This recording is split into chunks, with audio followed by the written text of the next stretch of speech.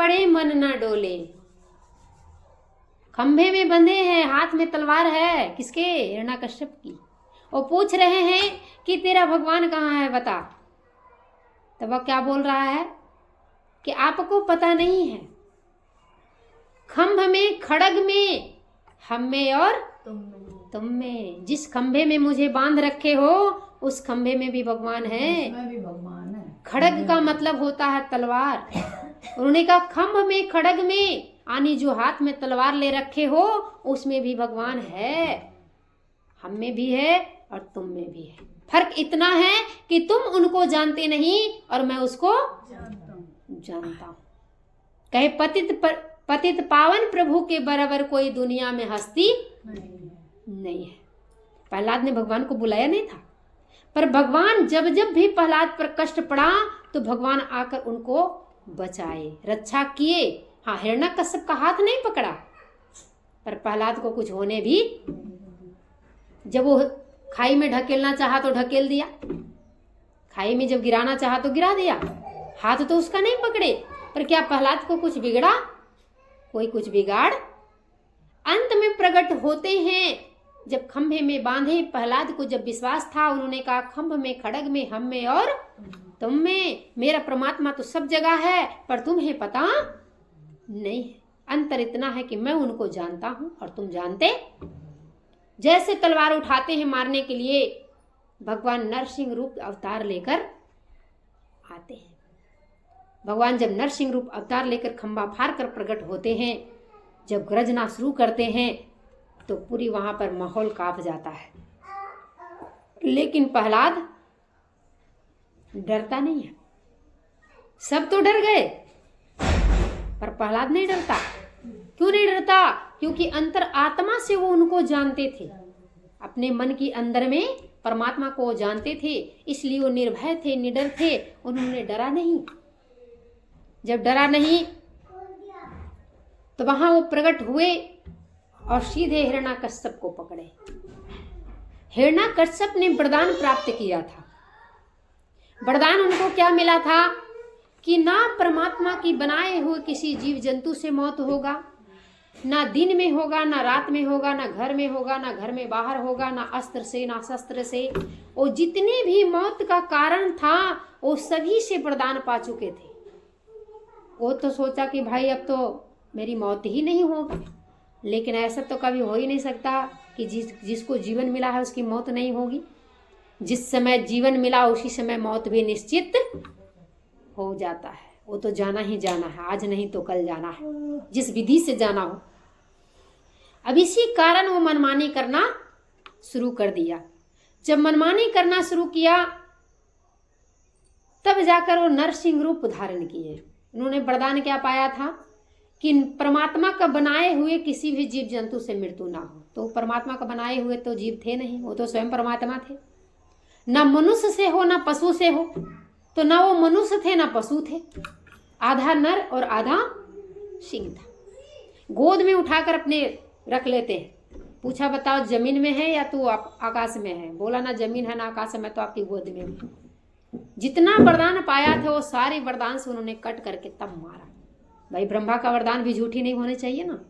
जब उन्होंने, ब्रह्मा ने वरदान दिया है तो उनकी भी बातें मिथ्या नहीं होनी चाहिए। उन्होंने कहा रात है या दिन है, तो बोला ना रात है ना दिन है। क्या समय था? जब सूर्य अस्त होता है उसे गदहवेर कहते हैं। सूर्य अस्त होने का समय था। उन्होंने कहा ना दिन है ना रात है। वरदान क्या था? ना दिन में मरूं ना। तो उन्होंने सूर्य अस्त समय पर प्रकट हुए और अपने गोद में उनको लेकर बैठे। बोला था जमीन पे नहीं मरना है मुझे, ना आसमान में मरना है। तो उन्होंने अपना गोद में बैठाया। पूछा मेरे हाथ में अस्त्र शस्त्र है? तो बोला अस्त्र शस्त्र तो नहीं है भाई। तो शेर का तो नाखून बड़ा बड़ा होता ही नहीं होता है। उन्होंने पूछा मैं घर से बाहर हूँ या घर के अंदर हूँ? तो ना अंदर थे ना बाहर थे। कहाँ थे जानते हैं? चौखट पे बैठे थे, बीच दरवाजे पर बैठे थे। सारी बातों से उनको काट करके, जितना ब्रह्मा जी से वरदान पाए थे इन सब बातों से काट करके, और तब जाकर उनके अपने नाखून से ही उनको चीर फाड़ करके उनका वध कर दिए। तो कहने कि जब परमात्मा से हम रिश्ता अगर बना लेते हैं तो संसार की हर रिश्ता हमारा अच्छा है। लेकिन आज दुनिया क्या करता है, संसार से प्रेम करता है और परमात्मा से व्यवहार रखता है, जबकि ये उल्टा है। हमें प्रेम परमात्मा से करना था और व्यवहार संसार से करना था। तो हम संसार से प्रेम करते हैं और व्यवहार परमात्मा से करते हैं। व्यवहार कैसे करते हैं? मंदिर में जाएंगे, 10 रुपया का लड्डू चढ़ाएंगे और लाख रुपया का डिमांड करेंगे, हमारी ये हो जाए, हमारी ये हो जाए, है ना। सोचिए, जो आपको लाखों की दौलत परमात्मा दे सकता है, वो आपके 10 रुपये लड्डू के लिए भूखा है क्या? 10 रुपए भी तो उनके ही दिए होते हैं, वो भी तो उन्हीं के दिए हुए हैं। और वो भी अगर वो मनोकामना पूर्ण कर दिए तो फिर क्या कहेंगे? अब 10 रुपया का भी लड्डू ना चढ़ा पाए तो क्या हुआ, पान नहीं तो पान की डंडी ही चढ़ा देते हैं ना। कुछ तो कर दें, जो हमने गछा है पूरी नहीं तो आधी तो कर दें। तो ऐसे है मनुष्य का भक्ति, प्रेम तो है ही नहीं परमात्मा से, और परमात्मा से हम व्यवहार रखते हैं और चाहते हैं कि हमारी मनोकामना। ऐसा कभी नहीं हो सकता। भक्ति में सुख है, भक्ति में परम सुख है, परम आनंद है। तभी तो राजा महाराजा भी अपनी दौलत को ठोकर मारकर भगवान की भक्ति में लग गए। जैसे गौतम बुद्ध हुए, अशोक सम्राट हुए, मीराबाई हुई। मीराबाई के पास किसी चीज की कमी थी क्या? राजघराने की बहू थी, राजघराने की बेटी थी। बेशक उनकी शादी हुई थी, लेकिन वो अपने पति को स्वीकार नहीं करी थी। पति से कोई व्यवहार नहीं था, उनका कोई रिश्ता नहीं था। वो तो परमात्मा को ही पति मानती थी, प्राणों की पति। और वो पूरा संसार के प्राणों के पति हैं भी, इसमें कोई शक। दुनिया गाते नहीं, हाथ जोड़कर बड़े श्रद्धा से गाते हैं। तुम हो एक या गोचर, सबके प्राणपति, स्वामी सबके प्राणपति। किसी विधि मिलो दया में, किसी विधि मिलो दया में, तुमसे मैं कुमति। ओम जय जगदीश हरि। इसको पूरा संसार हाथ जोड़कर गाता है और बहुत श्रद्धा प्रेम विश्वास के साथ गाता है ना। बल मैं आपसे मिलना चाहता हूं, आपकी कथनी और करनी में मेल नहीं है। यहाँ तो आप हाथ जोड़कर गा रहे हो कि तुम हो एक। कितने हो? एक। और पूजा करने की बारी आता है तो करते हैं अनेक। आज काली की, कल दुर्गा की, परसों भगवान शंकर की, है ना। जैसे जैसे मौसम बदलता है वैसे वैसे हमारे परमात्मा भी। कथनी और करनी में मेल है क्या? यहाँ तो हाथ जोड़कर गा रहे हो, तुम हो एक अगोचर। अगोचर का मतलब कि ये दोनों आंखों का विषय, इस दोनों आंखों से दिखाई नहीं देते परमात्मा। ये तो माया देखने के लिए मिला है। माया परमात्मा को देखने के लिए हमारे मन की आंखों की जरूरत होता है, और वो मिलता है हमें गुरु से। गुरु के बिना ज्ञान होता। अर्जुन भगवान कृष्ण के अंग संग रहते थे, लेकिन क्या अर्जुन ने कृष्ण को पहचाना? कभी नहीं पहचान पाया। बचपन से थे, लेकिन अर्जुन कृष्ण को पहचान नहीं पाए। पहचाने कब? जब उनको दिव्य दृष्टि मिली, आत्मज्ञान मिला, जब अपने हृदय के अंदर कृष्ण को दर्शन पाए, तब जाकर कृष्ण को अर्जुन पहचानता है। और तब उन्होंने घुटने की बल आए और आकर वो हाथ जोड़कर वंदना करते हैं कि तमेवा माता च पिता तमेवा। अब तक तो आप मेरे मित्र थे, भाई थे, लेकिन आज से आप मेरे क्या हो? पहला शब्द उन्होंने माता का उपाधि दिया, तमेवा माता च पिता तमेवा तमेवा बंधु च सखा। कब? जब अर्जुन ने अपने अंदर भगवान कृष्ण को पहचाने, उसके बाद वो उपाधि दिए। तो इसीलिए कहते हैं कथनी और करनी में हमारा मेल। हम यहाँ हाथ जोड़कर करे तुम हो एक अगोचर सबके प्राणपति।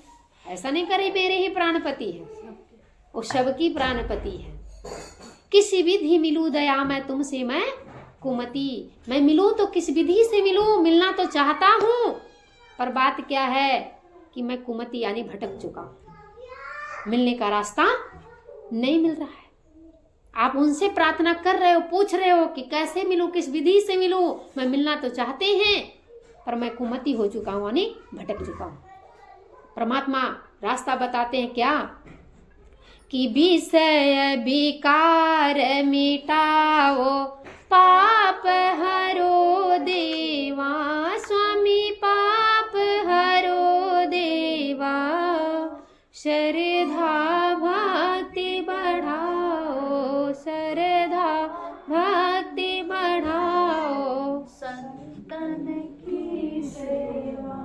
सबको याद है संतन की सेवा, लेकिन जब करने की बारी आता है तो पीछे हट जाते हैं। कहते हैं कि श्रद्धा भक्ति विषय विकार मिटाओ, पाप हरो देवा। परमात्मा निर्मल मन में आते हैं। भगवान राम भी रामचरितमानस में वर्णन किए कि निर्मल मन जन सो मोहे पावा, और मोहे कपट छल छिद्र न। निर्मल मन, जिसका मन निर्मल होता है वही मुझे प्राप्त कर सकता है। मोहे कपट छल छिद्र न भावा, जिसके मन में कपट है, छल है, ऐसे व्यक्ति मुझे पसंद नहीं है, और उसके मन में मैं कभी जा भी।